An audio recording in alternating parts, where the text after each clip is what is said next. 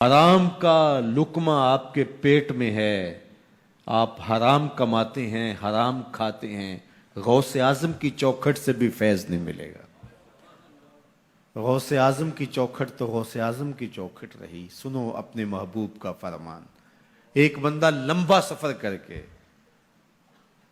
مصیبتیں صعوبتیں راستے کی کاٹ کے حرم کے صحن میں جا کھڑا ہوتا ہے، بال بکھرے ہوئے ہیں، لباس پھٹا ہوا ہے، حالت پرا گندہ ہے، یمد یدیہ، دونوں ہاتھ لمبے کر کر کے دعائیں مانگتا ہے۔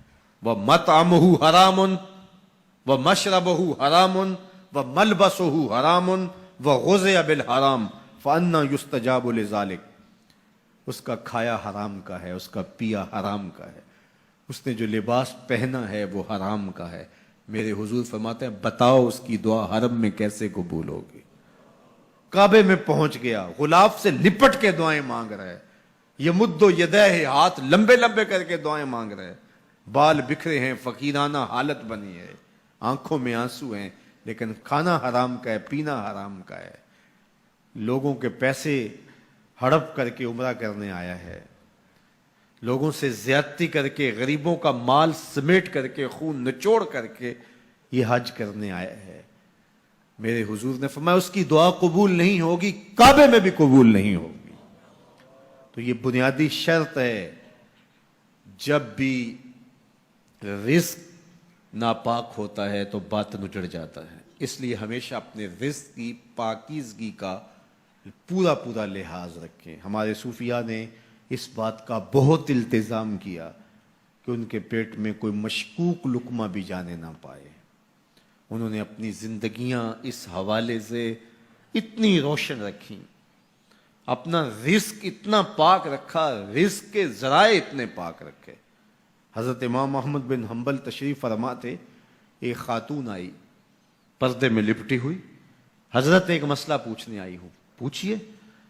فرمایا کہ میں سوت کاٹتی ہوں اور بازار میں بیچ کے اپنی ضروریات کو پورا کرتی ہوں۔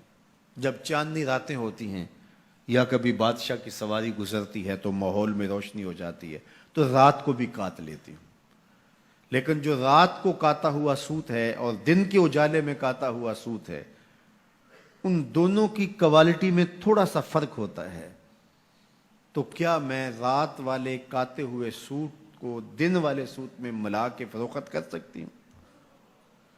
حضرت امام احمد بن حنبل نے سنا تو فرمایا خاتون اپنا تعارف کرواؤ، کون ہو؟ خاتون نے کہا سائل کی ذات نہیں پوچھی جاتی، آپ مجھے بتائیں مسئلہ کیا ہے؟ فرمایا نہیں، بعض مسائل ایسے ہوتے ہیں سائل کی حیثیت سے مسئلے کی نوعیت بدلتی ہے، تمہیں بتانا پڑے گا تم کون ہو۔ اس نے کہا بشر حافی کی ہمشیرہ ہوں۔ کہا تمہارے لیے جائز نہیں ہے۔ میں اور آپ دیکھیں کہ ہمارا رزق کہاں سے آتا ہے، ذرائع رزق کیا ہیں؟ حرام رزق تو نہیں کماتے، مشکوک رزق تو نہیں ہے،